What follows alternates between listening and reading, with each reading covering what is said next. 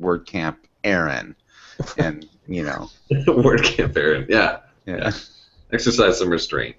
That's right. That, and they had 2,000 people to take pictures of. So they did. I was actually surprised that they were like, I was looking at the stream and it's like, oh, there's my ear, and oh yeah, I'm pretty sure that's my shoulder there, and oh look, there's my backpack. It's like I wasted a lot of time playing Where's Waldo for myself in that stream. It was ridiculous. Isn't it kind of like, and yet you're gonna look and you're gonna go, man, that's an awful picture of me. So why bother look for pictures of yourself if you know you're gonna hate them, right? I'm not gonna do anything with these pictures. I'm not gonna. Yeah, it's not going on my resume, that's for sure. Attendee, WordCamp US. Woo! With photographic evidence. With photographic evidence. The only reason I need that is to prove to my wife that that's where I was that weekend. That's the only reason I really need that. So, and she pretty much believes me. So, pretty much. Awesome. All right, so hello we're everyone, late. and welcome to WP Roundtable. My name is Jason Crawford, coming to you from Medellin, Colombia. And for those of you who have never seen the pre-show, I just went ahead and started without telling anybody this time, unless they were reading the sidebar. So we've been live for a couple minutes now, and welcome. Great. So everyone got to hear about how I need evidence to prove to my wife where I am. That's awesome. That's what happens when you don't pay attention, old man. Yeah. Shut up. And you're too busy talking for me to cut in and say, hey, I'm going live. I'll stop talking now. Thank you. All right. Hey guys, I'm Kyle, and I'm happy to be here with an awesome guest for episode 87. We're really cruising here, and really starting off this year right with a few awesome guests. And what could be better than Mr. Aaron Campbell? He is a developer over at iThemes. He's got a great history with WordPress. He's done a lot of incredible things, including co-leading a release, WordPress 3.6. So he's been doing this a long time. He's made a lot of amazing contributions to the community. Just got to meet him in person a few months back at a WordCamp, and I'm really honored to have him join us on the show today. Aaron, how you doing? I'm doing great. How about you guys? Pretty good. Peachy. All right.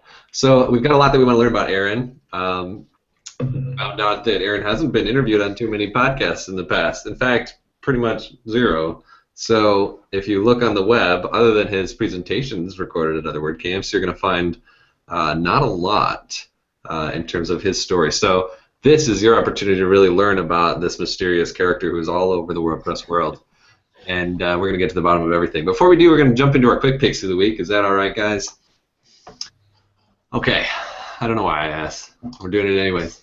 My quick pick of the week, I just shared it on the Google Plus event. It's a link to an event. Good friend of the show, Adam Silver with a Kitchen Sink WP podcast, is having his 100th episode next week. And for that, in honor of his 100th episode milestone, he's having a kind of, what do you call it, sweepstakes or drawing or contest or something, where he's got a lot of cool prizes, a lot of WordPress stuff. So he hit up a bunch of companies in the WordPress community, and they all are donating some kind of very valuable products and stuff. So I think, even some iThemes products are included in this package. So it's really simple to just go and enter this kind of rafflecopter contest for Kitchen Sink WP and possibly win some pretty amazing prizes. Oh, and a desktop server as well is in there, and some Pippin's plugins and desktop server's in there? Yeah. Wait, nobody ran that through me. Yeah. I'm feeling less and less useful by the minute today, I'm telling you.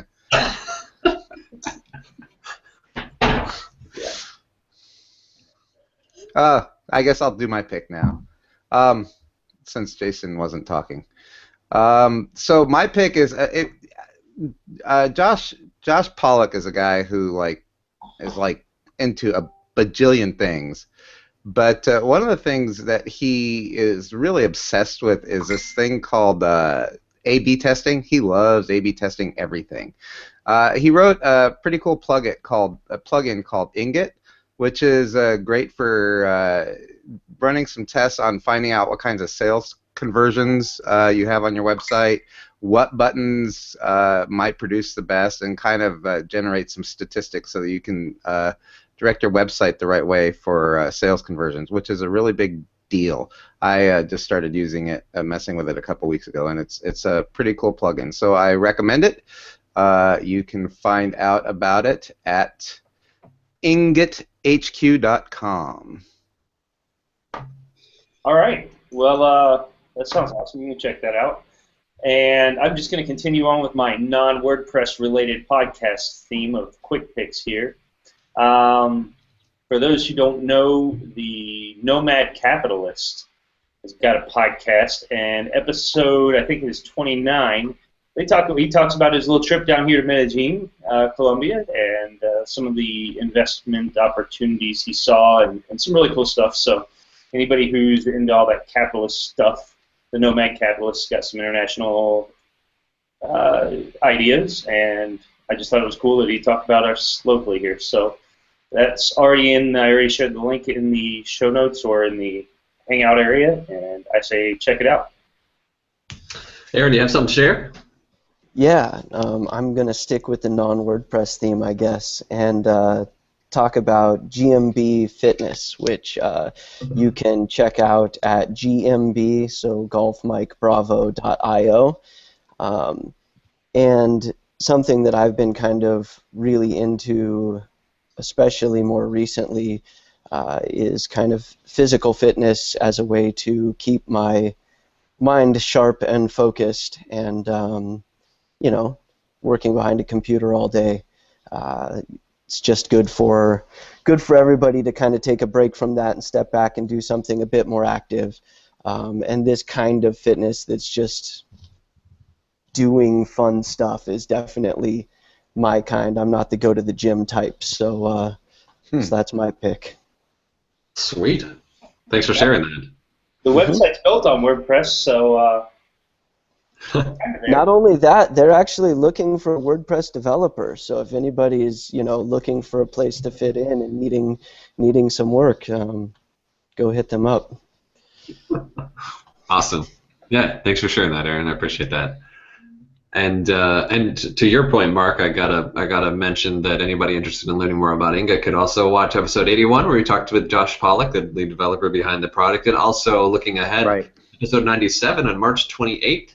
We're going to be talking with Christy Chirinos, who also works on the product Ingot. She's an interesting person that I met a couple months ago, and you can look forward to that episode and learn more. So those are some great picks, you guys. Let's move into talking about Aaron. We want to learn all about Aaron Campbell, the man, the myth, the legend. This is going to be a special episode. The guy in the hat. Yeah, the guy in the hat. He's always got the hat. The guy in the hat. Yeah.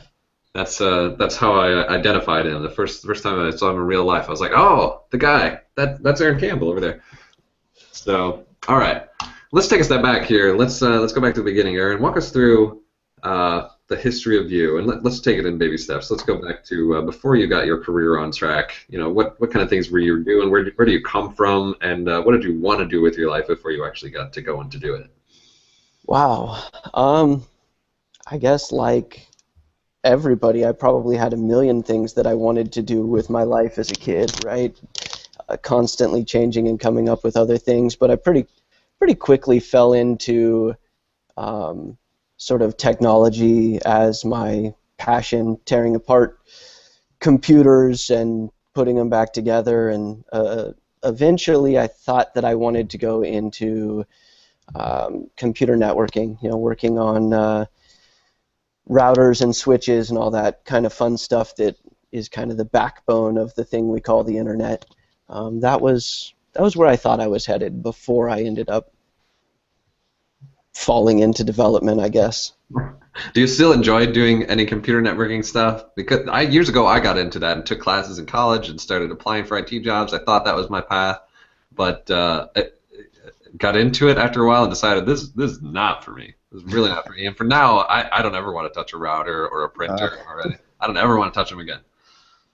I still enjoy it enough that I sure as heck don't want anybody else setting up my network. That's going to be my own thing. But other than that, maybe now and again when a bunch of us, I guess, older friends get together to do big gaming parties or something. I'll network up a bunch of stuff. Other than that, no, I don't do very much of it anymore. Just my own stuff. That's funny. So what was next for you? Did you go to college and study anything? Nope. I skipped the college thing. I did a little bit of that during high school, and then skipped that once it was actually time for college. I got married instead, really early, and sort of fell into my career then instead. So at the start of your career, were you doing IT work? No, I wasn't. I was looking for a job to do something technical, and ended up working for my dad in the interim. He had an auto transport business that shipped cars through the southwestern United States, about as non-tech as you can get, you know.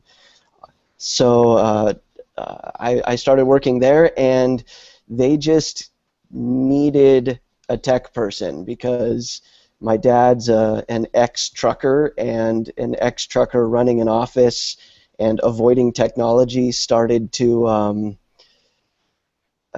hit some roadblocks, I guess. So I just decided, well, I'll help them figure it out. And one thing led to another. Next thing I knew, I'm writing software to dispatch auto transporters all over the place, and I enjoyed it, so I stuck with it. So, and you need we need a techie person. That wouldn't necessarily make me think writing software right off the bat. It makes me think like the guy who can, install the printer and stuff like that. That's really more how it started, was you guys need some technology in the office, let me help you find it. And then there wasn't really any software for dispatching the kind of trucking that he was doing. And I just kind of opened my big mouth and said, well, why don't I just write it? I'd never written software before. I had no idea what I was in for. But as I got into it, it was fun. I enjoyed it. So it became my career. Forget the fact that I had, planned and learned and all this stuff for networking. This other thing was more fun, so I stuck with that instead. So how did you get into it? Did you have friends who were doing anything like that, or to take a class, or just go online, or rent a book, or what? There were books. There was a lot of stuff online, mostly like forums and stuff to learn how to code in PHP and to learn HTML and CSS, kind of even back in its infancy, JavaScript before there were awesome frameworks to make it easy to do cross-browser. It was interesting, but it was almost all just teach myself, go online, search, figure it out. I thought it was really interesting how you kind of were discussing this at some point, and you said that your dad's business was literally limited in scaling to their wall size. Yeah, so because they didn't have computers to track everything, the way they tracked where all their trucks were, which they were dispatching like 50 or so trucks, moving thousands of cars, they used big 4-foot by 8-foot whiteboards, the big ones like you see in the conference rooms, except that they had them all over every wall in the office, and they were all sort of pinstriped to look like an Excel spreadsheet. And they used whiteboard markers. They had like a color-coded system to keep track of things, and different boards had different stuff on it, but they ran out of wall space. And they literally couldn't keep growing. That was it. They needed a bigger office, and they only had like 5 people in the office, and they needed a bigger office just because they needed more wall space. That's so hilarious. I love it. So you worked for your dad for a while. You learned to write some software. You dipped your feet in some interesting waters and found out you liked it. What was the next step for you? I think that because I liked it, I kept doing, I started doing it at side projects and stuff, started getting little odd jobs, mostly just because I wanted to do more of it and learn more. I'm definitely one of those people that loves to learn new things, so I just kind of dug into it, and after a while I was making a decent little bit of side income just through little side jobs while I still worked for my dad, and I slowly worked that into my first business, Zavasys, where I eventually basically made my dad one of my clients and made all the other side work sort of the main deal. So was most of the stuff, did you like get immediately into the WordPress world, or did you like dabble with a bunch of other stuff and drive yourself nuts, or did you write stuff from the ground up? How did that all evolve? I dabbled with a lot of other stuff first, mostly because one of the things I learned very early on is that getting work is really hard, so you can't be super picky when you are brand new and don't really know what's going on. So I was mostly just fixing something that had broke on somebody's site or adding small bits of new functionality as opposed to getting to build something from scratch. So I wasn't really the one making the decisions. I didn't have to choose what software it was built on top of. I did eventually get into WordPress once the job started getting bigger and I had my first project where I was going to be building an entire site from scratch. And that I literally spent several days searching through every existing, I guess, CMS out there at the time, some of which are still around, Drupal and Joomla and stuff, and many like PHP Nuke and stuff that people hardly remember anymore.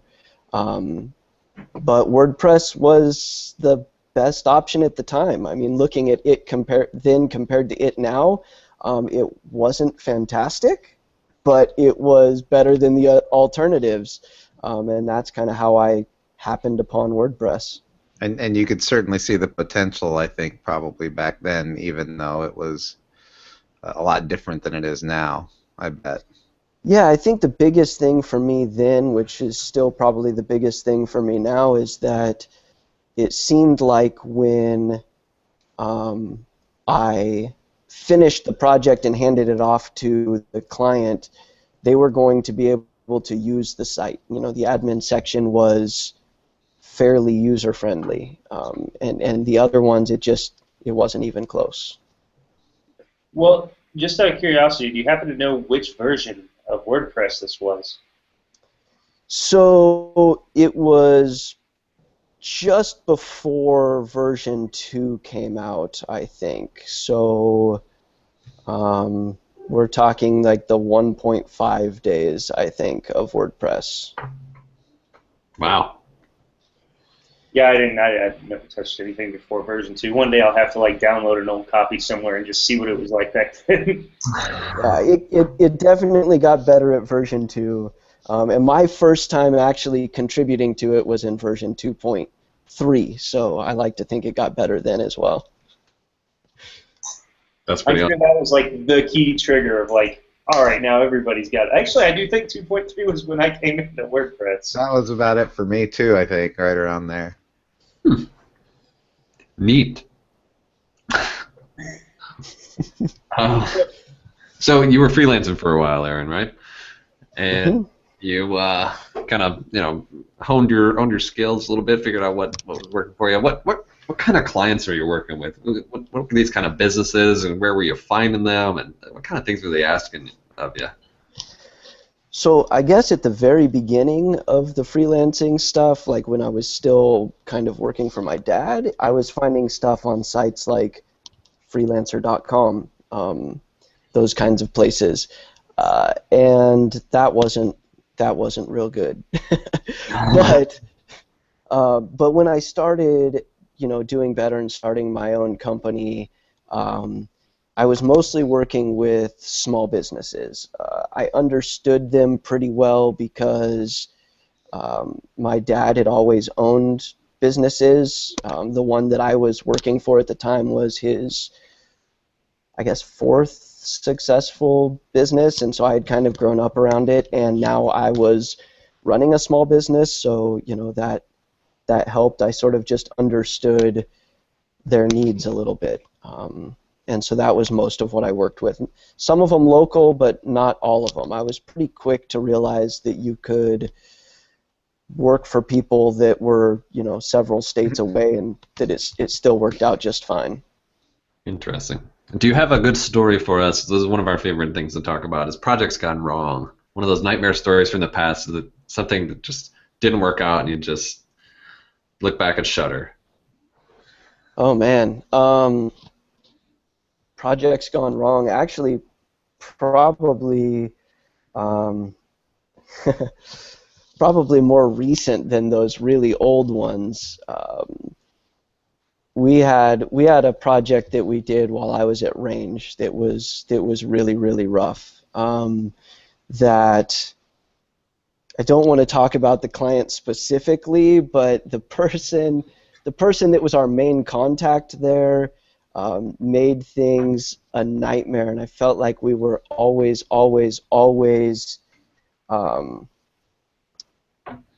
it's just always behind, always trying to fix stuff that didn't seem necessary. The biggest thing that I learned out of that whole thing, though, is that it's not only about what you, whether you're technically capable of doing the project. There's a lot of communication skills that are necessary, and that's not just on your side, that's on the other person's side too. And so from then on, I was much smarter about picking projects that had people we could communicate really clearly and efficiently with. Yeah, that one was a bit of a nightmare, but maybe too recent for me to still talk about. I hear you. Well, you bring up Range, and believe it or not, we're already 25 minutes into this, even though it seems like we just started, and we're falling behind schedule here. So, real quick, how did you get Range started?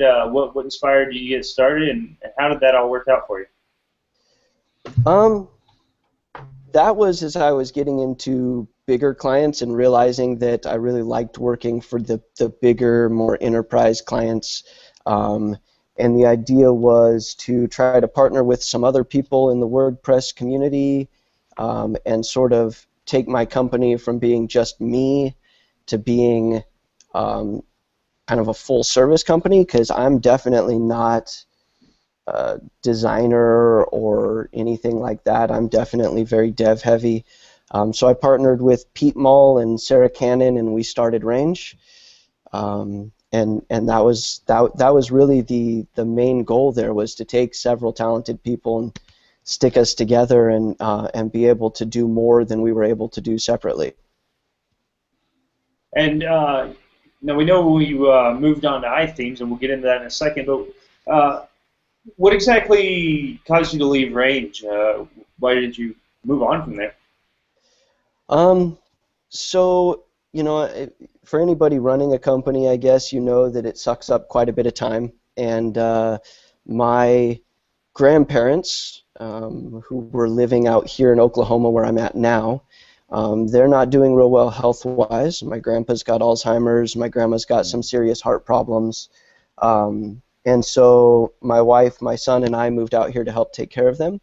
And it was too much trying to take care of them and have time with my family and run a company that was growing at the time. It was too much. So when I kind of took a step back and looked at it, the thing that I could cut out of that equation was the company. And so I stepped back and handed that over to Pete and Sarah, and moved on to look for something that I could continue to learn and grow and do the things that I enjoyed doing, but that wouldn't take quite as much out of me. I think that's really, something valuable that you can share with us, because I know a lot of people who say, I want my own company, and then, for those of us doing it, it's tough to work all the different aspects, and sometimes I wish I could just find a job and not have to worry about this stuff too. So thanks for sharing that. Yeah, I mean, I think that owning your own company can be fantastic, but it's also not, to me, it's not the end. My goal is to enjoy my life, and if my company's letting me do that, fantastic. But if it's impeding that, then I had to take a different route, I guess. All right, so why don't you tell us, I know you had an interesting story as well about how you got involved with where that route took you and how you got there. Yeah, well, I mean, I'd been pretty involved in the WordPress community for a while at that point, and it kind of built up a pretty good reputation, I think, being able to, a lot of people kind of knowing who I was, both through the work that I did at my old company and at Range, and as well as the work that I did in the WordPress community and on the project itself. So when I stepped back from Range, I literally sent an email out to about a half a dozen companies that I thought would be good to work for, that could kind of lead me into this new section of my life, and was able to get a job over at iThemes, which has fit me really well. So what exactly is your role at iThemes? What sort of responsibilities do you have? And has that changed since you started? Well, my role is that I'm one of the lead devs on iThemes security. Yes, that's definitely changed since I started there. When I started, I went around and spent a little bit of time on every project that they have, and then sort of settled in working on Sync for a little while, and then moved over to iThemes security, and that's where I've settled in now. Awesome. I'm sure that the experience with network administration has really helped in that regard. It has, although there's, working as a WordPress plugin, we're putting security at a very specific layer there, and that's it's not at the network layer. And there are a lot of things that you can do at that network layer that I wish we could do in the plugin, but we can't. That stuff falls to the server companies, but we do. I guess understanding it is still helpful. That's for sure. Okay, so you said you bounced around from all of their products a little bit. I've got to ask, did you ever touch this thing called Frolic? No, I did not. I was going to ask you what it was, because all I see is it's social media integrated, and I've always wondered who named it Frolic. I have no idea who named it Frolic. Okay. You missed your chance. You guys had Corey on here a while back, didn't you? Yeah, but Corey just said he told people what to do and came up with crazy ideas, and he didn't know anything. All right. Well, maybe you need to get somebody else on here for that one. All right. Good plan. This may be the last time the word frolic is used in a podcast. You guys are about to ban the word entirely. Yeah. All right.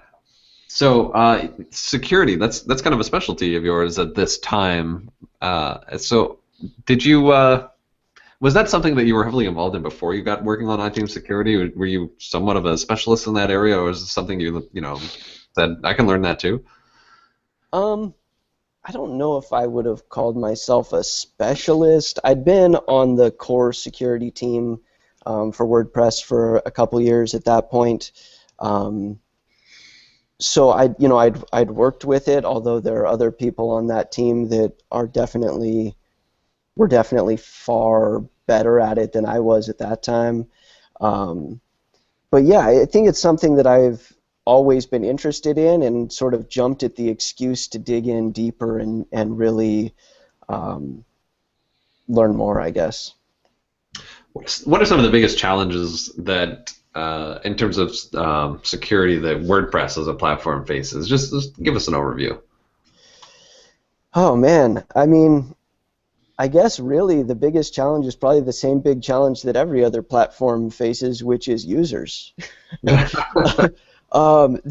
always this balance, right, between functionality and ease of use and security, and finding a balance that makes users happy but is still secure can be really difficult. You know, things like two-factor auth is fantastically secure, but users whine and complain like, you know, like you were beating them with a 2x4 if you make them use it. So, you know, I think that that's the biggest thing that everybody faces. That's awesome, and really, really interesting to think about how these two really, really important aspects to the software, that it's secure but that it's easy to use. I never thought too much before about how much at odds those can be. The more easier to use you make any application, inherently, the more likely it's going to have security holes, and you could go in one direction, but where do you find this compromise? Yeah, absolutely. I mean, if you just use secure FTP to log into your server and handcraft all of your HTML directly and put it on there and have only static files, it's perfect, right? I mean, it's great. It's secure. It's wonderful. Just have a strong password and you're good. Yeah. Yeah, or teach people how to use SSH keys, or I don't know. You know, I mean, there has to be a balance, and we want it to be functional and easy. We want it to be able to do as much of the work for you as possible, but the more that it does, the more chances there are for people to find some sort of flaw in it. The bigger it gets, the easier that is. So. Sure. So apart from that, tell us just a little bit technically about what are some of the more difficult security concerns that you have to try and tackle within WordPress and that you're doing through the plugin. Oh, so stuff that we do through the plugin is, largely focused on kind of two different segments. One is trying to help users kind of enforce security on themselves, things like forcing strong password usage and things like using two-factor authentication, something that we push a lot. On the other side, there's as much as we can, we're also looking for potential hacks that have come in, other ways, doing things like scanning files for changes and things like that. So between those two different segments, we try to both prevent break-ins, and we try to help users recognize when something has happened so that they can hopefully mitigate early. So interesting you bring up the helping the users recognize these things. How much of what you guys do you think falls under the heading of maybe some education as opposed to the actual software itself? So we've been trying to take a much harder stance on that over the last, I guess, maybe 6 months or so. There have been, historically in the plugin, there were several things that were there mostly because a large percentage of people asked for them and wanted them, but they weren't near as useful as people thought they were at actually preventing stuff. So we've started really focusing the plugin on things that are really actually going to help with security, and then we've started really putting a lot of effort into educating users about everything else, everything from the things that they need and the things that they don't need to what do they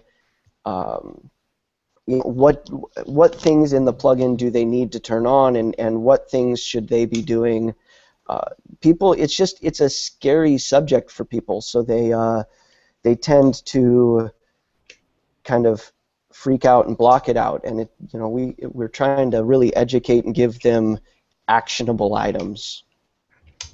Interesting. Is there anything that's kind of changed over you said there's been a lot of changes in, say, the last 6 months specifically in education, but is there anything that's changed, say, within the plugin? I don't think I've looked at it in maybe the last 6 months or so.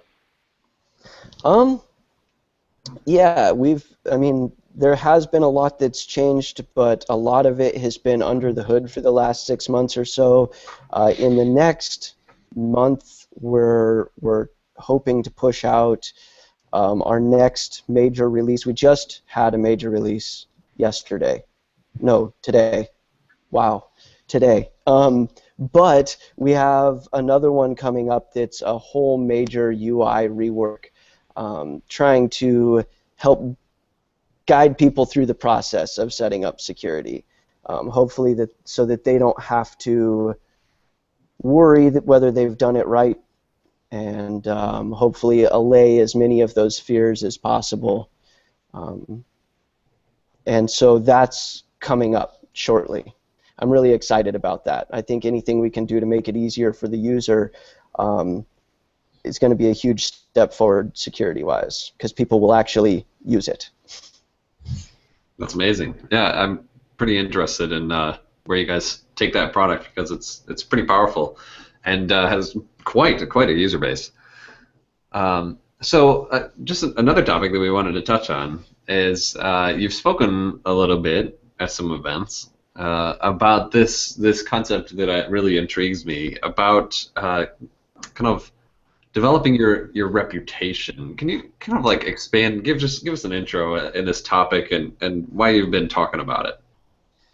Yeah, well, I talked a little bit about my, kind of my early career, and as I've kind of looked back on it and seen where I feel like I was doing really well and where I felt like I got stuck and stuff along the way, I started to realize that there's a lot more to pushing ahead in my career and such than just my portfolio, just the projects that I've worked on and stuff. And so I've kind of termed that my reputation, because it seemed like the most accurate description that I could come up with. And it's all the things that you do that sort of let people see who you are and what you're capable of. So your portfolio's part of that, but so are all your speaking engagements and your presence online through things like social media, and also your contributions to projects and the people that you know and interact with and talk to. All that sort of works together to make your reputation. It's sort of what makes you stand out, what makes you different than the next guy. Yeah, I call that. Go ahead, Mark. Go ahead. I was just going to say, I refer to that as your personal brand. That's kind of what you're talking about, right? Yeah, exactly. Do you think a lot of professionals, in particular in our industry, fail to appreciate the significance of building a reputation like that? I think so. I think that a lot of people fall into a few traps along the way. One of them is just sort of hiding behind your company's reputation, which isn't the same as yours. Your company could have a fantastic reputation, but people could have no idea who you are. And one of the big mistakes that I made was thinking that my portfolio was all of it, that was kind of the extent of it, and in doing that, I missed out on a lot of other ways that my reputation was just kind of stunted, that it was just sitting there, and it made growing kind of slow for a while. And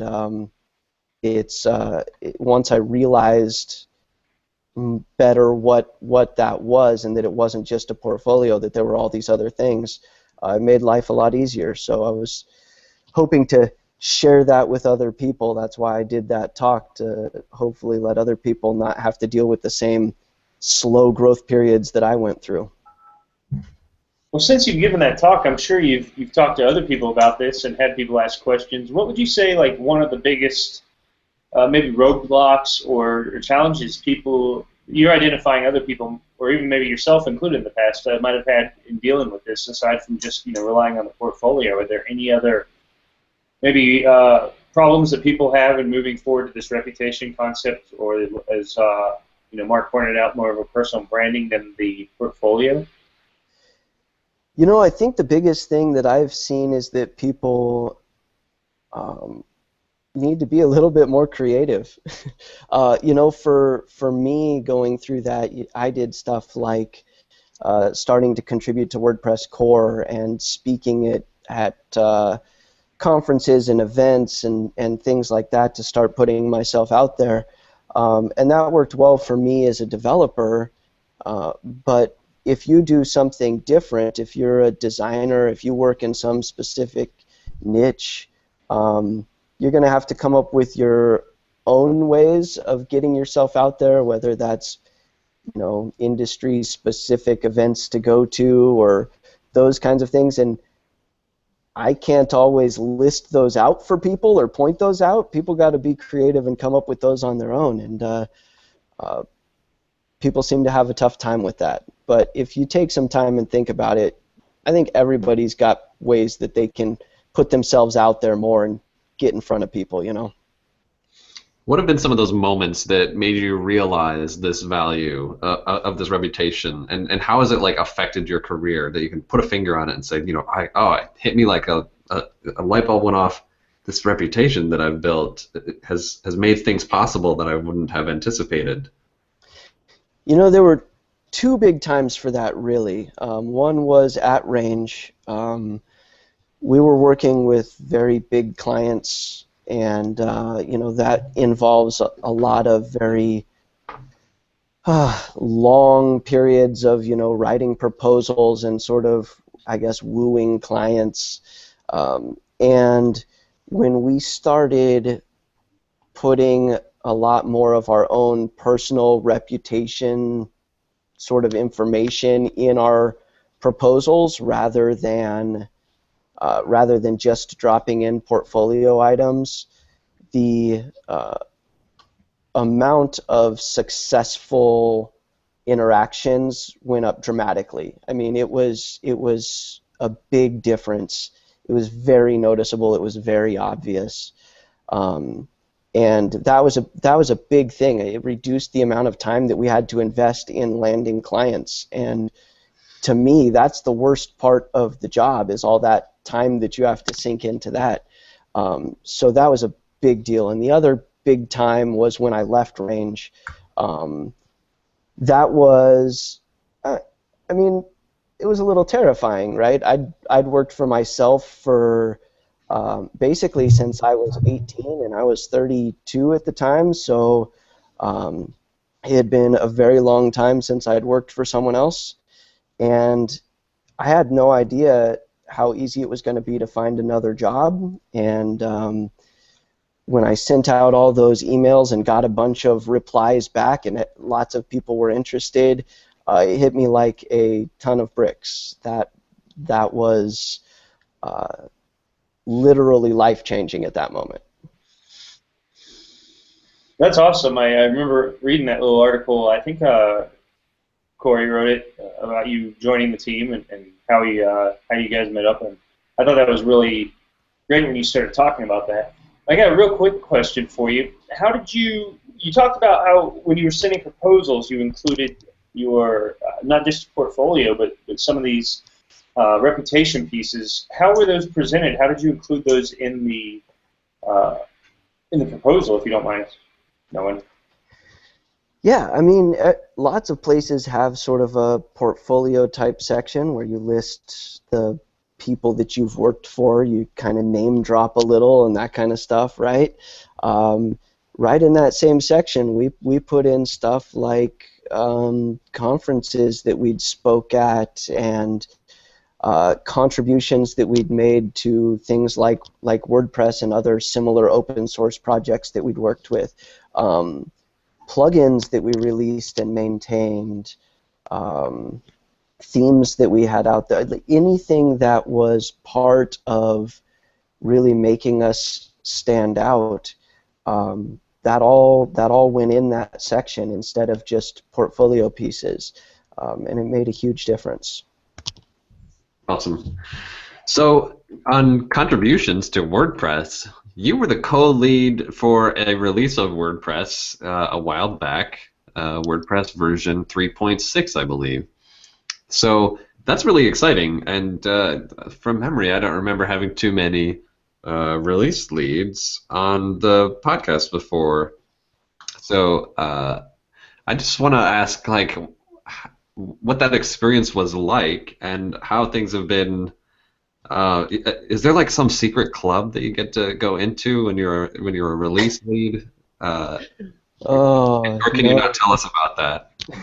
Definitely, we can't talk about Release Lead Club. That's the first rule of Release Lead Club. No, but you know, leading a release was pretty eye-opening. It was so drastically different than participating in a release, even though I had been very involved in quite a few releases leading up to that. It's a very difficult process trying to get a bunch of designers and developers and all these people to accomplish a goal when none of them necessarily have the exact same goal in mind, and they're all volunteers, so they don't really have to do what you say. There's no, like, you know, boss-employee dynamic. Your job literally becomes convincing people that they want to do the thing that you kind of need them to do.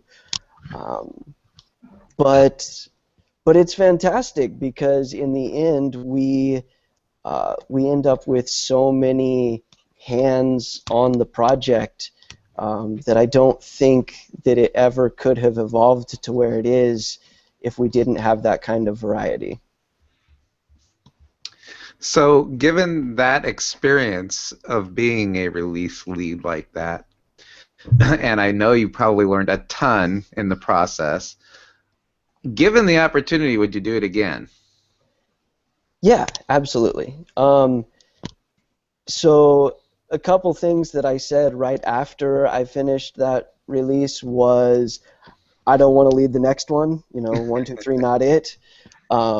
And actually, I think that it's good to have enough people to cycle through to give people a break because it's really time intensive as well.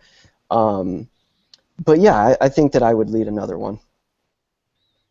So I'm curious, and I don't know whether there's anything to it, but it's been about 2.5 years. Is that right? August of 2013 is when WordPress 3.6 was released. Since you've been a release, and so you've been, and you said you started contributing back in the 3.0 days, which that was June of 2010. So somewhere around there. 2.3 is when I started contributing, which was actually 2007. Oh, 2.3. Oh, okay. That's a long time. So you've been in terms of software, that's a really long time. Yes. So I'm curious, like, when you look at things, if you jump into a core dev chat on Wednesdays or anything like that, you just look at the core development that's ongoing and the community of contributors and things. Do you ever just like look at it and then just think back and think, it's so different now? And if so, in what ways? More people? Different people? How does it work? Well, definitely both of those things. I mean, there's definitely more people, and it's definitely different people. I mean, there's some people that are still around from back in the 2.3 days, but we have a lot of new people too, which is great. But also, I mean, just development has changed a lot. Technologies have changed. We have a lot more JavaScript code going on, and We have a lot more design and UI work going on than we did in those earlier days. A lot more accessibility and documenting things as we develop instead of documenting them a year later when somebody complained because they didn't get how it worked. All of it, I think, are changes for the better, but it's definitely a lot different now. You think being a release lead is drastically different now? Yes. I think that the more people that you have to deal with, the more difficult it is.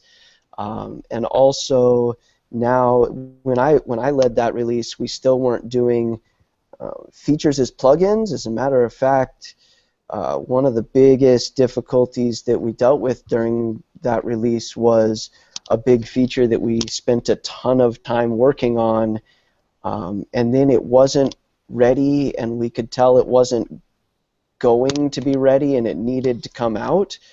And taking that back out was an extremely painful process because it was developed right in Trunk, and people had started using Trunk even though we weren't even to betas yet.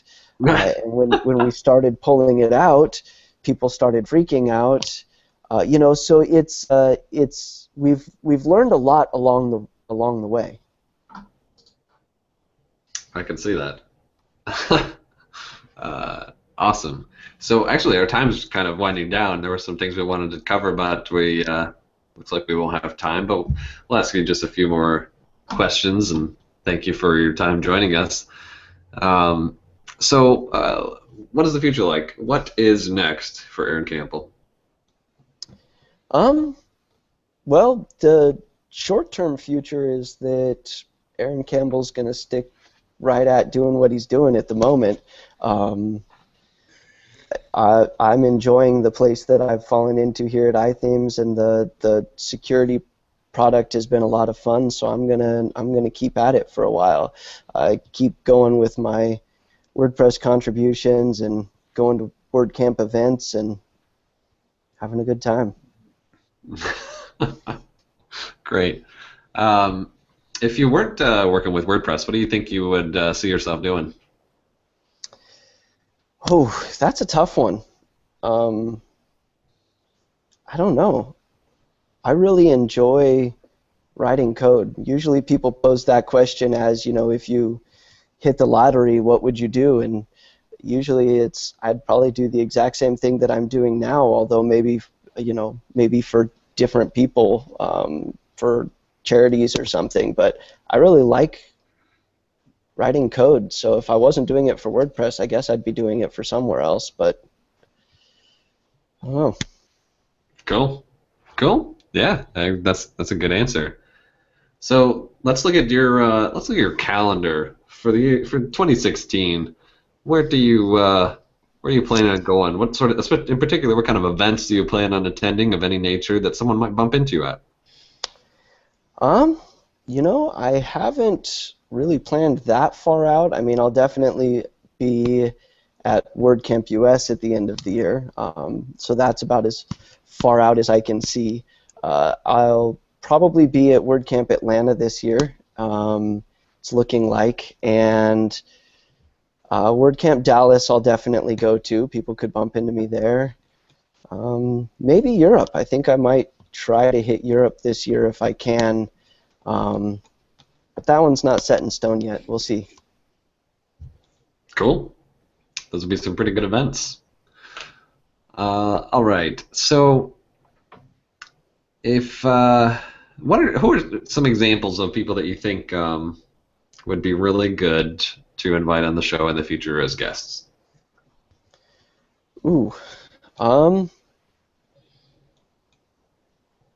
that's a good question. I really don't know. You guys have had so many people on already. I'm not sure that I have any ideas ready for that one. I guess I never thought we would get to a point like that, but hey, that's fine. So I've got one for you, Aaron. what is your measurement, personally and professionally, of success? My measurement of success, huh? You know, that has definitely changed over time. Before, my measurement of success was definitely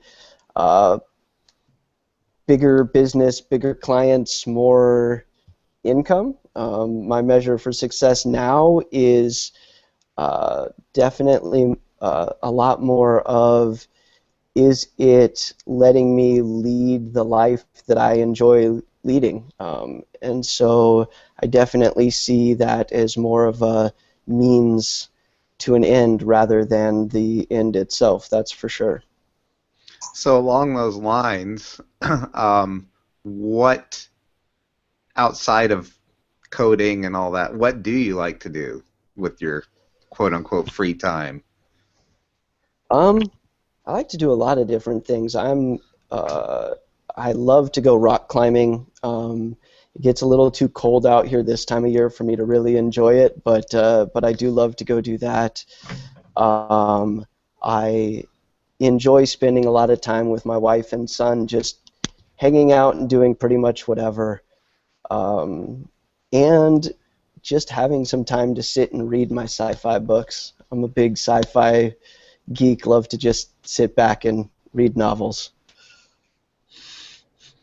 Okay, so now that we've been having the private chat about it, we've got to ask, what's the deal with the walkie-talkies behind you? Why are they 3 different colors? Why are there 3? Yeah, so the property that we live on out here in Oklahoma is very large. It's like 270 something acres. And my son is 12 years old now and has his own car that he drives all around the property to go do various things, fishing, hunting, that kind of stuff. And so we make him take a walkie-talkie when he goes so that we can get a hold of him, because it's too hard to go find him. Awesome. Yeah. Wow. And just for those people who happen to have treadmills in their bedroom, can you express what it's like to go outside and do rock climbing and get outdoor activities in? Oh yeah, I love being outside, absorbing that sun. The working out indoors doesn't work for me. As a matter of fact, currently though, my fitness routine is really more chopping wood and splitting wood. The winters we heat our house with wood, with a wood stove, so I don't really have an exercise routine per se for this time of year. Well, That's personally, I'm a bit jealous. My exercise right now is changing the baby, but when I did live in New York, chopping wood and getting the fireplace good and toasty was probably my favorite thing to do all year, in the wintertime. I tell you what, it will keep you fit. That is for sure. Yeah. It's a full body workout, man. My fitness routine involves me getting up from my desk and going to the refrigerator, so I think it's counterproductive, actually. But you're eating that healthy food, right, Mark? Of course, it's always healthy. Are you going to make a DVD, Mark, and sell it for your fitness? Sure. I'll have probably one customer. You could look like this. Yeah, this is what to do, to not look like this. All right. So we're at the end of our time here, and I'm very sad. But it's been an awesome time talking with Aaron. Aaron, before we wrap up, is there anything last that you would like to share with us that you would just want people to know about, or anything maybe that we forgot to ask? No, I think that I'm good. Hopefully I'll get to see you guys coming up at some of these events in the near future. Are any of you 3 going to be at the events that I was naming off? U.S. for sure. U.S. For sure. And Miami is the only other one that I have immediately planned. So. I don't remember you naming off anything in South America, so it's probably going to be a while before I Yeah. out of range here. Well, I'm working on getting my way around the states this year as much as I can, but I don't know about the ones you mentioned. I'll be in San Diego and Chicago and Ohio and U.S. and stuff like that. But Milwaukee, you're gonna be in Milwaukee, right? Milwaukee, it's on my radar. When are you guys going to announce the date? As soon Before, as, like you did last year? no, we've got, it's between 2 weekends right now. We'll be settled in on one probably in the next week or two. That's great. That's great. I'm really excited. Yeah. Thanks, Me Mark. too. It'll be my pick of the week. One day. All right. So that's our show. Thank you very much, Aaron Campbell, for joining us. It's been an awesome episode. Thank you for sharing all your cool advice, and I enjoyed our discussion very much. Yeah, thanks for having me on. It was fun. Thanks, Aaron. Thanks, Aaron.